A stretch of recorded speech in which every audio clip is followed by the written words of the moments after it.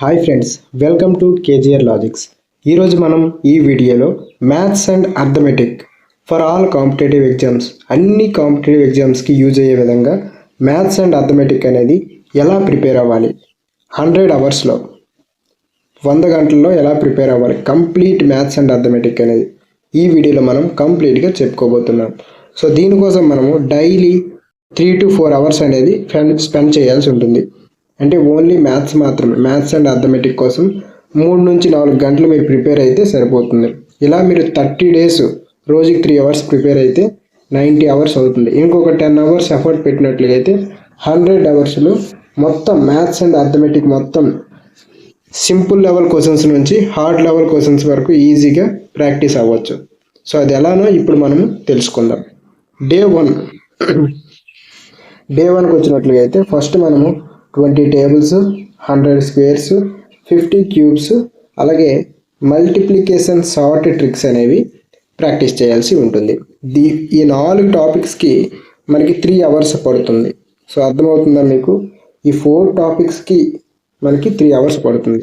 వీటి యొక్క short cut tricks అనేవి మనం ప్రాక్టీస్ చేయాల్సి ఉంటుంది అనమాట. సో ఇవి ఎందుకు మనకి యూజ్ అవుతాయి అంటే, మనం ఒక ప్రాబ్లం చేసేటప్పుడు చివరిలో క్యాలిక్యులేషన్ పార్ట్ అనేది వస్తుంది. ఆ క్యాలిక్యులేషన్ పార్ట్ దగ్గర మనము స్పీడ్గా చేయడానికి ఈ 4 టాపిక్స్ అనేవి బాగా యూజ్ అవుతాయి అన్నమాట. సో మనం క్యాలిక్యులేషన్ పార్ట్ ఎప్పుడైతే స్పీడ్గా చేస్తామో ఒక సమ్ కూడా అదే విధంగా స్పీడ్గా చేయగలుగుతాం. సో అలా స్పీడ్గా చేయగలిగినప్పుడే మనం తక్కువ టైంలోనే ఎక్కువ క్వశ్చన్స్కి అటెంప్ట్ చేసే అవకాశం ఉంటుంది. సో అందువల్ల మనకి టైం యాక్యురసీ పెరుగుతుంది. కాబట్టి ఈ 4 టాపిక్స్ అనేవి ఖచ్చితంగా మనము ప్రాక్టీస్ చేయాల్సి ఉంటుంది. వీటి యొక్క షార్ట్ కట్ ట్రిక్స్ అనేవి మనం నేర్చుకోవాలి. డే 2లోకి వచ్చేటప్పటికి digital sum method, unit digit method.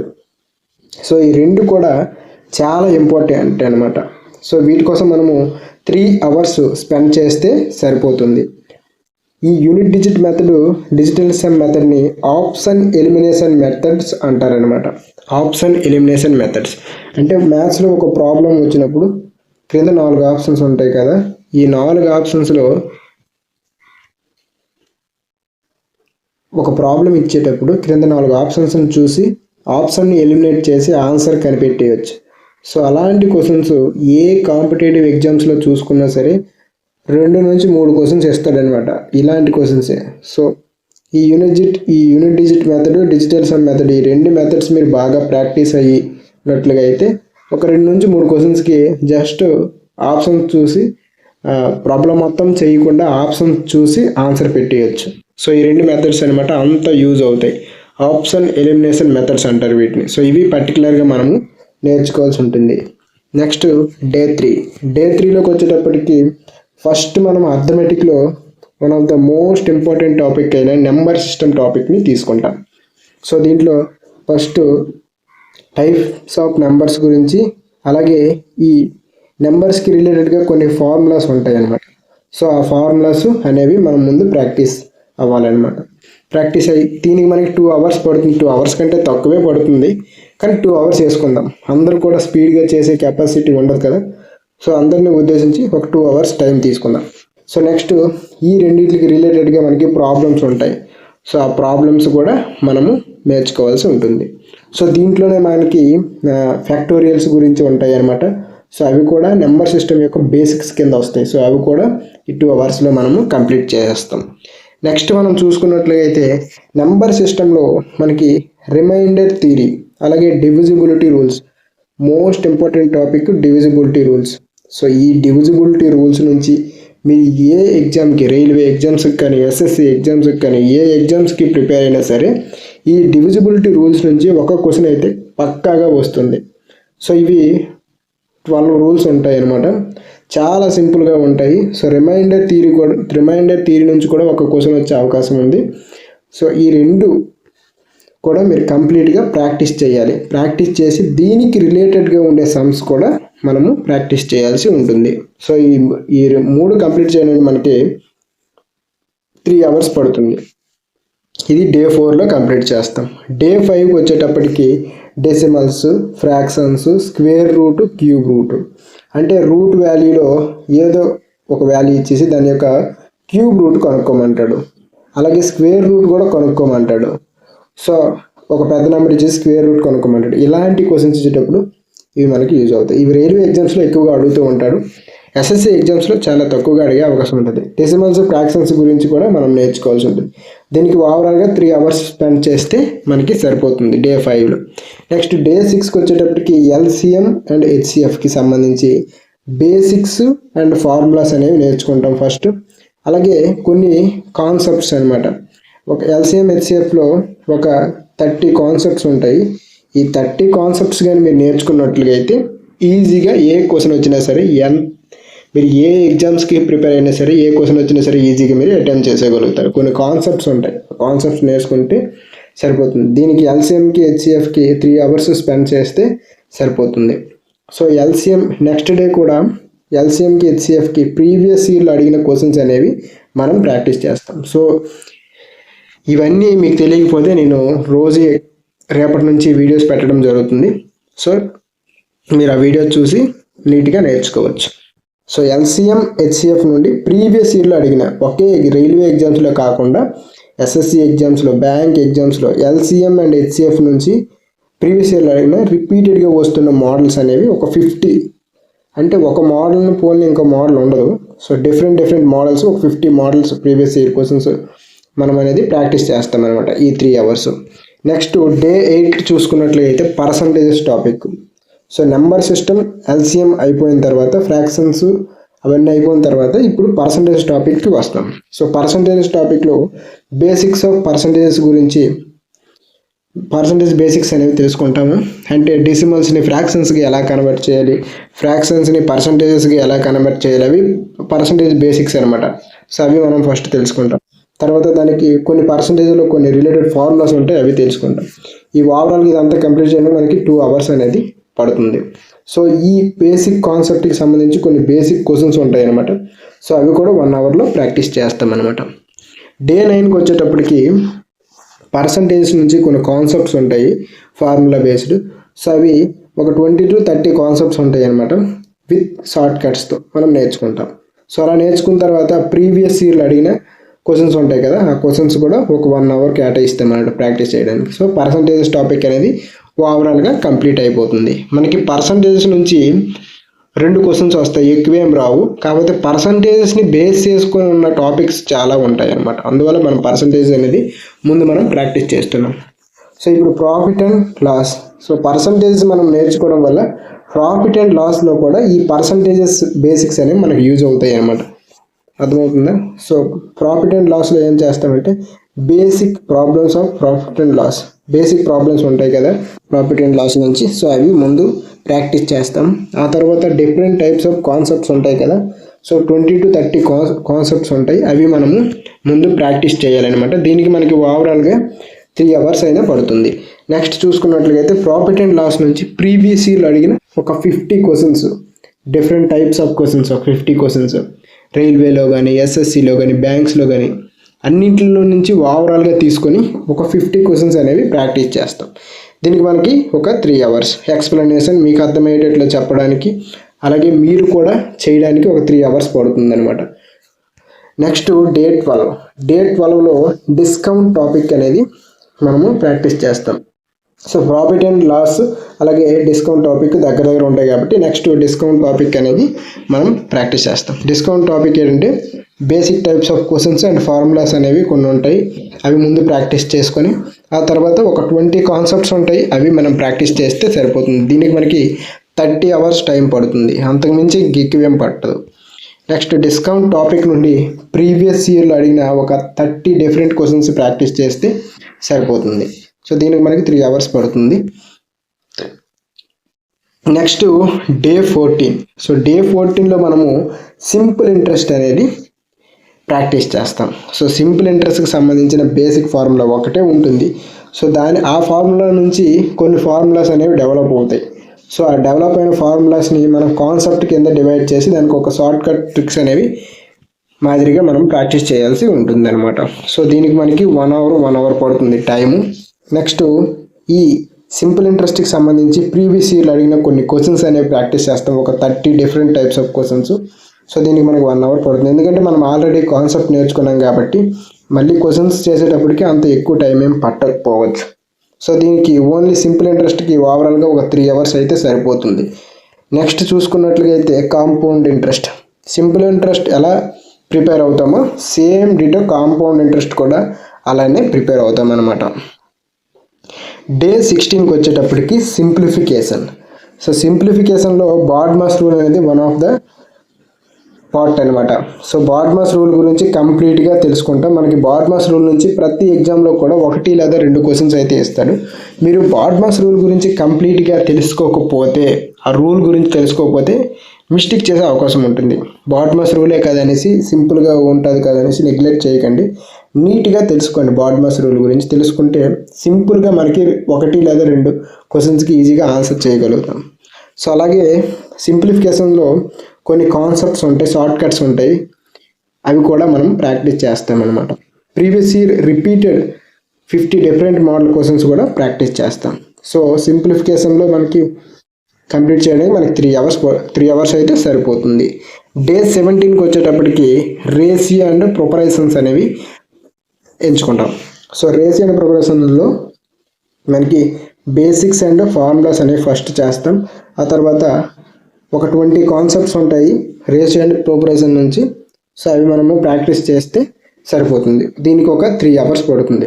Next ratio and ప్రొపరేషన్లో మనకి ప్రీవియస్ ఇయర్లో అడిగిన ఒక 50 డిఫరెంట్ మోడల్ క్వశ్చన్స్ అనేవి మనము ప్రాక్టీస్ చేస్తామన్నమాట. అంటే ప్రీవియస్ ఇయర్లో అడిగినవి అంటే రైల్వేలో అడిగినవి, ఎస్ఎస్లో అడిగినవి, బ్యాంక్స్లో అడిగినవి, గ్రూప్స్లో అడిగినవి, అన్నిటిలోన రిపీటెడ్గా అడుగుతున్న క్వశ్చన్స్ ఒక 50 మనము ప్రాక్టీస్ చేయడానికి ట్రై చేయాలి. దీనికి ఒక 3 అవర్స్ అయినా పడుతుంది. అర్థమవుతుందా? నెక్స్ట్ డే 19లోకి వచ్చేటప్పటికి మిక్సర్ అండ్ ఎలిగేషన్. సో మనకి ఇప్పుడు మీకు చెప్పాను కదా, రేషియో అండ్ ప్రొపరేషన్ దీనికి రిలేటెడ్గానే ఉంటుంది మిక్సర్ అండ్ ఎలిగేషన్. సో దీనికి సంబంధించిన కొన్ని ఫార్ములాస్ అండ్ కాన్సెప్ట్స్ ఉంటాయి, అవి మనము ప్రాక్టీస్ చేయాలి. సో అలాగే వీటి నుంచి కూడా మనకి ఒక 50 ఓవరాల్గా ఒక 50 క్వశ్చన్స్ ప్రీవియస్ ఇయర్లో అడిగినవి different types of questions practice చేస్తే సరిపోతుంది. దీనికి మనకి 3 అవర్స్ కంటే ఎక్కువ టైం ఏమి పట్టదు. నెక్స్ట్ చూసుకున్నట్లయితే డే 20కి వర్క్ అండ్ టైం. సో మనకి వర్క్ అండ్ టైంకి సంబంధించి కొన్ని ఫార్ములాస్ ఉంటాయి, అలాగే కొన్ని కాన్సెప్ట్స్ ఉంటాయి, షార్ట్కట్ ట్రిక్స్ కూడా ఉంటాయి. ఫస్ట్ అవి మనం తెలుసుకోవాలి. అవి తెలుసుకున్న తర్వాత different types of previous year questions ఉంటాయి. ఒక 50 క్వశ్చన్స్ ప్రాక్టీస్ అయితే సరిపోతుంది. దీనికి ఒక 4 అవర్స్ పడుతుంది, అంతకుమించి ఎక్కువేం పట్టదు. Next pipes and system. So ఇది మనకి పైప్స్ అండ్ సిస్టమ్ అనేది వర్క్ అండ్ టైంకి రిలేటెడ్ ఉంటుంది కాబట్టి దీంట్లో కూడా సేమ్ కొన్ని కాన్సెప్ట్స్ ఉంటాయి. అలాగే ఒక 30 ప్రీవియస్ ఇయర్ క్వశ్చన్స్, అంటే రైల్వేస్లో, బ్యాంక్స్లో అన్నింటిలో కూడా రిపీటెడ్గా అడుగుతున్న ఒక 30 ప్రీవియస్ ఇయర్ క్వశ్చన్స్ అనేవి మనం ప్రాక్టీస్ చేస్తే సరిపోతుంది. దీనికి మనకి 3 అవర్స్ కంటే ఎక్కువ టైం ఏం పట్టదు. డే 22లోకి వచ్చేటప్పటికి స్పీడ్ అండ్ డిస్టెన్స్. సో దీంట్లో మనకి ట్రైన్కి సంబంధించిన ప్రాబ్లమ్స్ ఉంటాయి, బేసిక్ ప్రాబ్లమ్స్, బేసిక్ కాన్సెప్ట్స్ ఉంటాయి, బేసిక్ ఫార్ములాస్ ఉంటాయి. సో అవి ముందు తెలుసుకోవాలి. ఆ తర్వాత ప్రీవియస్ ఇయర్లో అడిగిన ఒక 20 క్వశ్చన్స్ అన్ని ఎగ్జామ్స్లో రిపీటెడ్గా అడుగుతున్న ఒక 30 to 50 క్వశ్చన్స్ అనేవి ప్రాక్టీస్ చేస్తాం. సో దీనికి మనకి 3 అవర్స్ కంటే ఎక్కువ టైం ఏమి పట్టదు. సో డే 23లోకి వచ్చేటప్పటికి సేమ్ డిటో దీనికి స్పీడ్ అండ్ డిస్టెన్స్కి రిలేటెడ్గా ఉండేది ఇంకో టాపిక్ ఏదైనా ఉందంటే అది బోట్ అండ్ స్ట్రీమ్ అనమాట. సో దీనికి కూడా కొన్ని ఒక 5 to 10 కాన్సెప్ట్స్ ఉంటాయి, అంతకంటే ఎక్కువేం ఉండదు. దీనికి 3 అవర్స్ కూడా చాలా ఎక్కువ. అలాగే మనకు ప్రీవియస్ ఇయర్లో అడిగిన అన్ని ఎగ్జామ్స్లో రిపీటెడ్గా అడుగుతున్న కొన్ని క్వశ్చన్స్ అనేవి ప్రాక్టీస్ చేస్తే సరిపోతుంది. దీనికి 3 అవర్స్ కంటే తక్కువ టైంలోనే మనం చేసేవచ్చు అనమాట. నెక్స్ట్ డే 24లో యావరేజ్కి సంబంధించిన టాపిక్ అనేది ప్రాక్టీస్ చేస్తాం. సో యావరేజ్లో మనకి బేసిక్ ఫార్ములా ఒక్కటే ఉంటుంది, ఫార్ములా యావరేజ్కి సంబంధించి. ఆ ఫార్ములా నుంచి కొన్ని ఫార్ములాస్ అనేవి రిలేటెడ్గా వస్తుంటాయి, ఆ ఫార్ములా నుంచి జనరేట్ అయ్యే ఫార్ములాస్ ఉంటాయి. సో కొన్ని కాన్సెప్ట్స్ ఉంటాయి అన్నమాట. ఒక 20 to 30 కాన్సెప్ట్స్ ఉంటాయి. ఆ కాన్సెప్ట్ నేర్చుకొని ప్రీవియస్ ఇయర్లో అడిగిన ఒక 30 to 50 క్వశ్చన్స్ మనం ప్రాక్టీస్ చేస్తే యావరేజ్ నుంచి ఏ క్వశ్చన్ వచ్చినా సరే ఈజీగా అటెంప్ట్ చేసేవచ్చు. దీనికి మనకి 3 అవర్స్ కంటే ఎక్కువ టైం ఏమి పట్టదు. నెక్స్ట్ డే 25కి వచ్చినప్పటికి డేటా ఇంటర్ప్రిటేషన్ అనేది మనము చూస్ చేసుకుంటాం. సో డేటా ఇంటర్ప్రిటేషన్ నుంచి మనకి ఎలా లేదన్నా సరే ప్రతి ఎగ్జామ్లో కూడా 3 to 5 మార్క్స్ అనేవి వస్తాయి ఈజీగా. సో ఈ 3 to 5 మార్క్స్ రావాలంటే మీరు ప్రీవియస్ ఇయర్లో అడిగిన డేటా ఇంటర్ప్రిటేషన్ క్వశ్చన్స్ ఉంటాయి కదా, అవి ప్రాక్టీస్ చేస్తే సరిపోతుంది. అంతకు మించి ఇంకేం ప్రాక్టీస్ చేయాల్సిన అవసరం లేదు. ఎందుకంటే డేటా ఇంటర్ప్రిటేషన్ అనేవి పర్సంటేజెస్కి రిలేటెడ్గా ఉండి ఉంటాయి, ప్రాఫిట్ అండ్ లాస్కి రిలేటెడ్గా ఉండి ఉంటాయి. సో అంతకు మించి చేయాల్సిన అవసరం లేదు. దీనికి 2 hours కంటే ఎక్కువేం పట్టదు. ఓన్లీ ప్రీవియస్ ఇయర్లో అడిగినవి ప్రాక్టీస్ చేస్తే సరిపోతుంది. దీనికోసం మీరు ప్రత్యేకంగా ఏం నేర్చుకోవాల్సిన అవసరం లేదు. ప్రీవియస్ ఇయర్లో అడిగిన క్వశ్చన్స్ ప్రాక్టీస్ చేయండి, సరిపోతుంది. నెక్స్ట్ స్టాటిస్టిక్స్ అనమాట. ఇవి mean, medium, mode and range. వీటి గురించి పెద్దగా చదవాల్సిన అవసరం లేదు, చాలా సింపుల్గా ఉంటాయి. దీనికి ఒక 1 hour కేటాయిస్తే సరిపోతుంది. సో దీని నుంచి మనకి ఎక్కువగా క్వశ్చన్స్ ఏం రావు. ఒకవేళ ఎప్పుడైనా ఇస్తే ఒక క్వశ్చన్ ఇస్తుంటాడు. సో ఆ ఒక్క క్వశ్చన్ కూడా మిస్ అవ్వకూడదంటే ఇది కూడా మనము ప్రాక్టీస్ చేయాల్సి ఉంటుందన్నమాట. స్టాటిస్టిక్స్ నుంచి mean, medium, mode and range అనేది మనం ప్రాక్టీస్ చేయాల్సి ఉంటుంది. సో దీనికి 1 hour కంటే ఎక్కువ టైం ఏం పట్టదు. Next day 26 algebra. So algebra టాపిక్స్కి మ్యాథ్స్లోకి వచ్చాం. ఇప్పుడు వరకు అర్థమెటిక్ అంతా అయిపోయింది, ఇప్పుడు మ్యాథ్స్లోకి వచ్చాం. మ్యాథ్స్లో ఆల్జీబ్రా టాపిక్లో మనకి రైల్వేలో 1 లేదా 2 క్వశ్చన్స్ ఇస్తాడు, కానీ ఎస్ఎస్సిలో మాత్రం 2 కంటే ఎక్కువ క్వశ్చన్స్ ఇచ్చే అవకాశం ఉంది. సో ఆల్జీబ్రాలో ఏ టాపిక్స్ ఉంటాయంటే a+b² రిలేటెడ్ ఫార్ములాస్ అనమాట. అంటే a+b² ఫార్ములా అందరికీ తెలిసి ఉంటుంది, కానీ ఆ ఫార్ములా నుంచి కొన్ని ఫార్ములాస్ అనేవి జనరేట్ అవుతాయి. సో ఆ జనరేట్ అయిన ఫార్ములాస్కి రిలేటెడ్గా ఉండే ప్రాబ్లమ్స్ అనేవి మనకి ఇస్తూ ఉంటాడు. సో అది ఫస్ట్ వీటికి రిలేటెడ్గా ఉండే ప్రాబ్లమ్స్ అనేవి ప్రీవియస్ ఇయర్లో ఏం అడిగాడో అవి ప్రాక్టీస్ చేస్తాం. అలాగే a+b³ రిలేటెడ్గా ఉండే ఫార్ములాస్ నుండి ప్రీవియస్ ఇయర్లో ఏ క్వశ్చన్స్ అడిగాడో అవి ప్రాక్టీస్ చేస్తాం అనమాట. ఇంకా ప్రీవియస్ ఇయర్ అంటే మనము ఓన్లీ రైల్వేకి ప్రిపేర్ అయితే రైల్వే క్వశ్చన్స్ మాత్రమే ప్రాక్టీస్ చేయకూడదు. ఏనికి ప్రిపేర్ అయినా సరే అన్ని ఎగ్జామ్స్కి మిక్స్డ్ క్వశ్చన్స్ రిపీటెడ్గా ఇస్తూ ఉంటాడు కదా, సో అవి మనం అన్నీ కూడా ప్రాక్టీస్ చేయాల్సి ఉంటుంది. నెక్స్ట్ x+1/x రిలేటెడ్ ఇలాంటి ఫార్ములాస్ ఉంటాయి. ఇవి ఒక 15 ఫార్ములాస్ ఉంటాయి, అవి చేస్తే సరిపోతుంది. ఈ ఆల్జీబ్రాకి ఓవరాల్గా 4 hours అయితే సరిపోతుంది. బేసిక్ లెవెల్ నుంచి హార్డ్ లెవెల్ వరకు అన్ని క్వశ్చన్స్ కూడా టచ్ చేసుకొని ప్రాక్టీస్ అయిపోవచ్చు. నెక్స్ట్ చూసుకున్నట్లయితే ట్రిగ్నోమెట్రీలో బేసిక్ అనేది ముందు తెలుసుకుంటాం. అలాగే ఇంపార్టెంట్ ఫార్ములాస్ ఉంటాయి, అవి మనము కొద్దిగా ప్రాక్టీస్ చేయాలి. ఎందుకంటే అవి మర్చిపోతూ ఉంటాం కాబట్టి ప్రాక్టీస్ చేయాలి. అందుకోసం దీనికి మనం 4 hours అనేది కేటాయించాం. సో మనము ఒక 2 hours ఈ ట్రిగ్నోమెట్రీ ఫార్ములాస్ గురించి ప్రాక్టీస్ చేయాల్సి ఉంటుంది. సైన్ థీటా, కాస్ థీటా పట్టిక ఒకటి ఉంటుంది కదా, పట్టిక. సో అది కూడా మనం ప్రాక్టీస్ చేయాల్సి ఉంటుంది అనమాట. ఇంకా 50 above క్వశ్చన్స్ ప్రీవియస్ ఇయర్లో అడిగినవి, ఒక different types of questions 50 practice చేస్తే సరిపోతుంది. రిపీటెడ్గా ఇచ్చిన క్వశ్చన్స్ ఇస్తూ ఉంటాడు. దీంట్లో మనకి ప్రాబ్లం ఏం లేదు, ట్రిగ్నోమెట్రీ కదా అని భయపడాల్సిన అవసరం ఏం లేదు. కొద్దిగా ప్రాక్టీస్ చేస్తే చాలా ఈజీ అయిపోతుంది. నెక్స్ట్ చూసుకున్నట్లయితే హైట్ అండ్ డిస్టెన్స్. సో ఇది చాలా చిన్న టాపిక్. సో దీనికి మనకి 2 hours అయితే సరిపోతుంది. సో బేసిక్ నాలెడ్జ్ తెలుసుకోవాలి. అలాగే హైట్ అండ్ డిస్టెన్స్ కొన్ని ఫార్ములాస్ ఉంటాయి, అవి తెలుసుకుంటే సరిపోతుంది. అలాగే ప్రీవియస్ ఇయర్లో అడిగిన ఒక 50 డిఫరెంట్ టైప్స్ ఆఫ్ క్వశ్చన్స్ అనేవి ప్రాక్టీస్ చేస్తే సరిపోతుంది. నెక్స్ట్ చూసుకున్నట్లయితే 29th డేన జామెట్రీ అనేది మనం జామెట్రీ టాపిక్ అనేది చేస్తాం. జామెట్రీ టాపిక్లో బేసిక్ నాలెడ్జ్, లైన్స్, యాంగిల్స్ వాటి గురించి ఉంటుంది కదా, అవి మనము తెలుసుకోవాలి. ఫస్ట్ తెలుసుకొని ఆ తర్వాత ప్రీవియస్ ఇయర్ క్వశ్చన్స్, ఒక different types of previous year questions ఒక 50 ప్రాక్టీస్ చేస్తే సరిపోతుంది. దీనికి 3 hours కంటే ఎక్కువ టైం ఏమో పట్టదు. నెక్స్ట్ చూసుకున్నట్లయితే మెన్సురేషన్. జామెట్రీ తర్వాత ఎప్పుడైనా సరే మెన్సురేషన్ చేయడానికి ట్రై చేయండి. జామెట్రీ, మెన్సురేషన్ రిలేటెడ్గా ఉంటాయి కాబట్టి. సో మెన్సురేషన్లో 2D ఉంటుంది, 3D ఉంటుంది. సో 2Dలో కొన్ని ఫార్ములాస్ ఉంటాయి, 3Dలో కొన్ని ఫార్ములాస్ ఉంటాయి.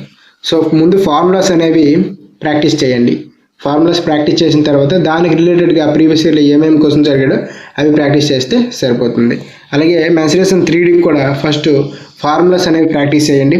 ఆ తర్వాత ప్రీవియస్ ఇయర్లో అడిగిన కొన్ని క్వశ్చన్స్ అనేవి ప్రాక్టీస్ చేస్తే సరిపోతుంది. దీనికి 2 hours, దీనికి 2 hours. ఓవరాల్గా మెన్సురేషన్ 2Dకి, మెన్సురేషన్ 3Dకి ఒక 4 hours కేటాయిస్తే సరిపోతుంది. ఇంతే, ఇక్కడితో వీడియో అనేది కంప్లీట్ అయిపోయింది డే 30తో. సో ఇలా మీరు ఓవరాల్గా మ్యాథ్స్ అండ్ అర్థమెటిక్ ఒక ప్రణాళిక ప్రకారం మీరు ప్రాక్టీస్ అయితే ఖచ్చితంగా మీకు మ్యాథ్స్లో 30 బిట్స్ ఇస్తే మ్యాథ్స్లో దానికి 25 ఈజీగా వచ్చేస్తాయి. 30 out of 30 కూడా వచ్చే అవకాశం ఉంది. మీరు ఏ ఎగ్జామ్ అయినా తీసుకోండి, ఒక్క ఎస్ఎస్సియే కాదు, ఒక్క రైల్వే కాదు, బ్యాంక్స్ తీసుకున్న, గ్రూప్స్ తీసుకున్న, ఎక్కడ ఏది తీసుకున్నా సరే ఇవే టాపిక్స్ ఉంటాయి. వీటికి మించిపోడు. మనం దీంట్లో మనకి ఏజెస్, క్యాలెండర్స్ గురించి మనం చెప్పలేదు. అవి మనము రీజనింగ్ పరంగా తీసుకుందాం. అర్థమెటిక్ పరంగా, మ్యాథ్స్ పరంగా అయితే ఇవే, ఇంతకు మించి ఏమి ఉండవు. సో ఇవి మీరు ప్రాక్టీస్ అయితే బాగా ఇంకా సరిపోతుంది అనమాట. సో ఇంకేమైనా డౌట్స్ ఉంటే కామెంట్ చేయండి. అలాగే ఇలాంటి మరెన్నో వీడియోస్ కోసం మన ఛానల్ని తప్పకుండా సబ్స్క్రైబ్ చేయండి. సో ఈ 100 అవర్స్ కోర్స్ అనేది నేనే స్టార్ట్ చేయబోతున్నాను మన కేజీఆర్ లాజిక్స్ యూట్యూబ్ ఛానల్లో. సో ఫ్రీగా 1 రూపీ కూడా ఖర్చు లేకుండా మీరు ఫ్రీగా చూసుకోవచ్చు. సో ఈ 100 అవర్స్ కోర్స్ అనేది మీరు